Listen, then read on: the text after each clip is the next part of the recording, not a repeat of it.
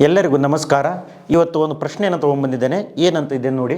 So graceful ಎಂಬ ಪದದಲ್ಲಿನ ಪ್ರತಿಯೊಂದು ಅಕ್ಷರವನ್ನು ಇಂಗ್ಲೀಷ್ ವರ್ಣಮಾಲೆಯ ಕ್ರಮದಲ್ಲಿ ಜೋಡಿಸಿದರೆ ಎಷ್ಟು ಅಕ್ಷರಗಳ ಸ್ಥಾನ ಬದಲಾಗದೆ ಹಾಗೆಯೇ ಉಳಿಯುತ್ತದೆ ಅಂತ ಕೇಳಿರುವಂಥದ್ದು. ಅಂದರೆ ಈ ಗ್ರೇಸ್ಫುಲ್ ಅಂತ ಇದೆ ಅಲ್ವಾ, ಗ್ರೇಸ್ಫುಲ್ ಅಂತ ಹೇಳಿ ಬರ್ಕೊಳ್ಬೇಕು. ಗ್ರೇಸ್ಫುಲ್ ಇದನ್ನು ಏನು ಮಾಡಬೇಕಂತಂದರೆ ಅಲ್ಫಾಬೆಟ್ ಯಾವ ರೀತಿ ಸೀರೀಸ್ ಇದೆ ಅಲ್ವಾ ಆ ರೀತಿ ಬರ್ಕೊಳ್ಬೇಕು. ಅಂದರೆ ಅಲ್ಫಾಬೆಟ್ ಮುಖಾಂತರ ಅಂದರೆ ವರ್ಣಮಾಲೆ, ಇಂಗ್ಲೀಷ್ ವರ್ಣಮಾಲೆ ಯಾವ ರೀತಿ ಇದೆ ಅಲ್ವಾ ಆ ರೀತಿ ಬರಿಬೇಕಂತಂದರೆ ಮೊದಲಿಗೆ ಏನು ಬರಿಬೇಕು ಹೇಳಿ, ಏನು ಬರ್ಕೊಳ್ಬೇಕಾಗುತ್ತೆ, ನೆಕ್ಸ್ಟ್ ಏನು ಬರ್ಕೊಳ್ಬೇಕಾಗುತ್ತೆ, ಸಿ ಬರ್ಕೊಳ್ಬೇಕಾಗುತ್ತೆ, ನೆಕ್ಸ್ಟ್ ಏನು ಬರ್ಕೊಳ್ಬೇಕಾಗುತ್ತೆ, ಇ ಬರ್ಕೊಳ್ಬೇಕಾಗುತ್ತೆ, ನೆಕ್ಸ್ಟ್ ಏನು ಬರ್ಕೊಳ್ಬೇಕಾಗುತ್ತೆ, ಎಫ್ ಬರ್ಕೊಳ್ಬೇಕಾಗುತ್ತೆ. ಎಫ್ ಆದ ನಂತರ ಏನು ಬರ್ಬೋದು ಸರ್, ಎಲ್ ಬರುತ್ತೆ. ಎಲ್ ಆದ ನಂತರ ಏನು ಬರ್ಬೋದು ಸರ್,